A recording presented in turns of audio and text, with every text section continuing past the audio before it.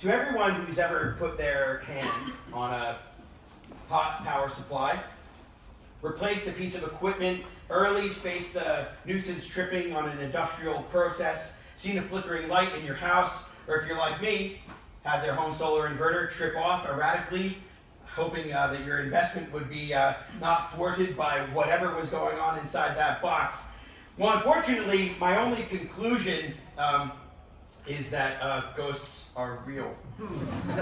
Now, my name is DiLiberto, and while I do confess to being a big Ghostbusters fan, and since it's basically Halloween, sorry for you all Aussies, I know that's a problem for some of you.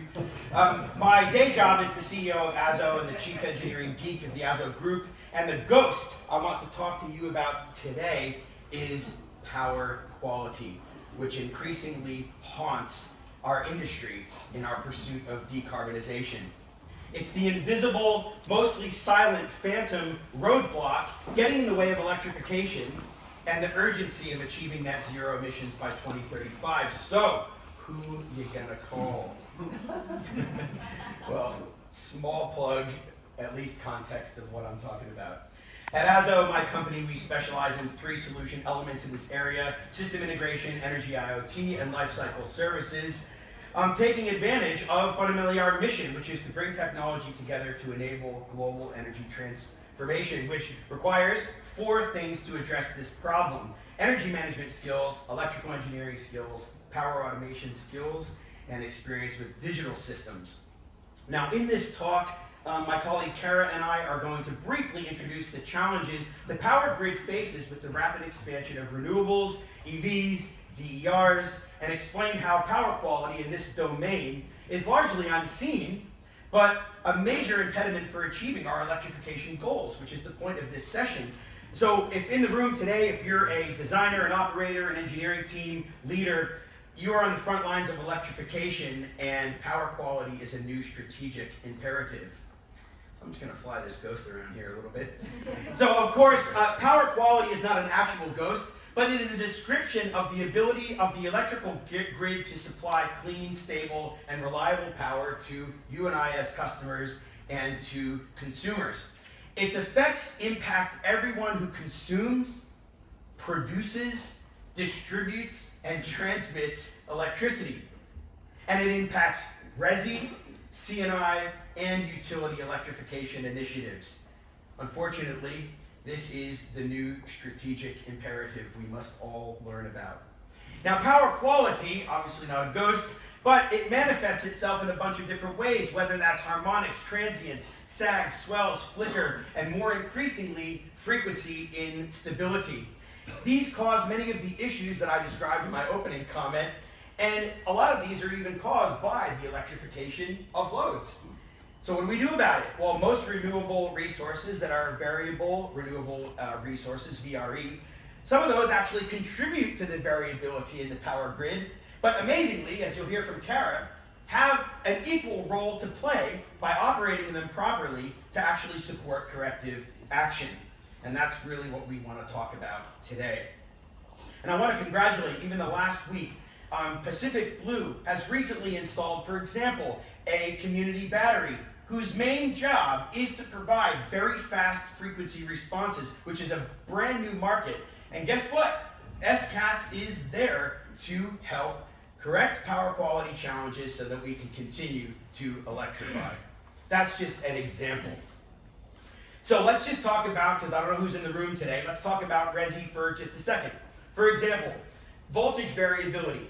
When I first bought solar on my house, unfortunately, I constantly would go out and look on my SolarEdge app and go outside only to find my inverter tripped off like most of the time during peak solar generation periods. Now, thankfully, I'm in the Osnet area, and Anna, thank you very much for your wonderful team who got out there and re-tapped my distribution sub at my 100th call. It was fine. I appreciate that. But they eventually did it, and guess what? Now, because of that power quality issue addressing the voltage levels in my street, now I actually can produce a lot more solar energy. But I did go and get myself a battery to help the spill, so I didn't push out into a potential difference out into the grid. But enough of the techie talk. All right, commercial. What about C&I? How about harmonics? If anybody knows about this, That was on one of the waveforms you saw earlier. Industrial scale production systems, such as large equipment, HVAC, and even solar, if you're in utility scale solar, can create harmonics and have to interact with background harmonics in the grid, making renewable inverters challenging. Not only the renewable inverters, but also, for example, in 2022 in New South Wales, there was a great example of where even the installation of electrical vehicle chargers in the coincident peak demand during peak charging times, New South Wales experienced voltage and frequency challenges in certain areas of the DNSP, and also the harmonics that were created by the switching from AC to DC power and back and forth. Maybe you've even seen power factor issues when you install solar and it generates essentially a perfect sine wave. Well, unfortunately, when you're generating perfect unity power, you're not creating any reactive power, and that reactive power is there to keep the grid up and stabilized. So there's the relationship, electrification, renewables, but power quality is that little ghost in between that gets in the way. Is that my problem? Hang on, that's something, Jake, give me a second. Maybe that's a power quality problem. You never really know. That's a harmonic resonant frequency. No, probably not. No, probably not. Now, in 2022, thinking about utility scale, harmonic distortion caused by large-scale solar farms in industrial zones resulted in major disruptions in the industrial sector because the harmonics were not being filtered properly, went through and caused malfunctioning problems in sensitive equipment. Another example, we've probably seen this on the news, batteries, voltage fluctuations.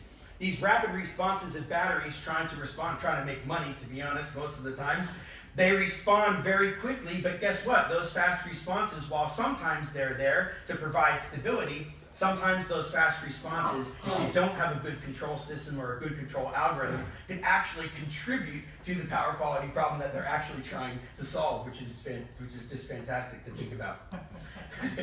And lastly, the generator performance standards. The GPS is kind of like the rule book for power quality and how electrified systems in generation react to and create power quality challenges.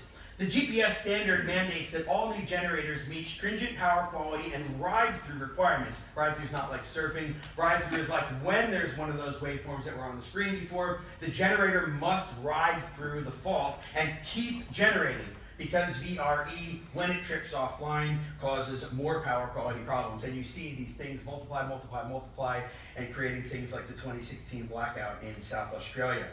So I would like now, for the rest of the presentation, just to hand over to Cara, who's going to describe what you can do on some of these utility scale solar farms to address the power quality challenge. Thanks, Cara. Thanks, James. So part of what we do at ASO, and my role, is to work on the SCADA and controls for large-scale solar farms through to microgrids, and that's interfacing with substations, weather stations, as well as AEMO. And this results in the need for a power control panel. And this is really important because from a generator performance standard perspective, as James was talking about, as the GPS states that the site's generation must ride through and compensate for any grid-level power quality disturbances. A site's GPS compliance can also be affected by the site's conditions. So I'm going to talk about a few examples from a 300 megawatt solar farm, which is based in New South Wales. And this was an interesting one because we got to it after the site was already running. So it was running, but it wasn't running at its full potential. And what was happening was there was active power spiking. So the generation was increasing and then decreasing drastically within a short period of time. And the reason this was happening was due to the way that a piece of critical equipment was communicating with a different device. So the data quality was affecting the power quality. Another issue is to do with the stability of the communication network. AEMO's requirements is that if certain devices lose communication with one another, the site must ramp down, so we will stop generating. So the stability of the communication network has a knock-on effect with the electrical network. So why we must address power quality to succeed in electrification. Technological solutions exist. We have advanced inverter technology, which is smart inverters with voltage regulation, frequency control, and powered with an energy management solution, such as ASO's Energy X. This can mitigate many power quality issues. We've got energy storage systems, so batteries, when controlled, can smooth out the variability of renewables. Dynamic grid management. Use of real-time monitoring systems and flexible grid management technologies that can improve grid adaptability to fluctuating power inputs. You've got your microgrids. Decentralized grids provide localized control and they reduce the strain on the main grid and improve power quality. So we've got a call to action. Power quality mitigation isn't just a technical issue, it's a key enabler for the broader electrification agenda. Without addressing these roadblocks, our collective effort to decarbonise homes, businesses and industries will be thwarted. We need urgent regulatory, technological and investment interventions to ensure the grid can support the electrification of the economy. Poor power quality creates uncertainty for investors. Investors seek stable returns and power quality issues translate into higher operational costs, lower reliability and increased equipment costs, which obviously discourage investment. So we need a collective effort from everybody in this room, whether you are a grid operator, regulator, asset owner or technology provider. We're all in the business of catching ghosts, and the one we must track together is power quality to stop it haunting our commitment to electrification. Now, we're no Ghostbusters, but we love measuring and correcting PQ issues on it. So who are you going to call? ASO. So if you want to see us, we're at stand RR149. I'll just see somebody in an ASO shirt. But just remember, don't cross the streams, or is it the faces? Thank you.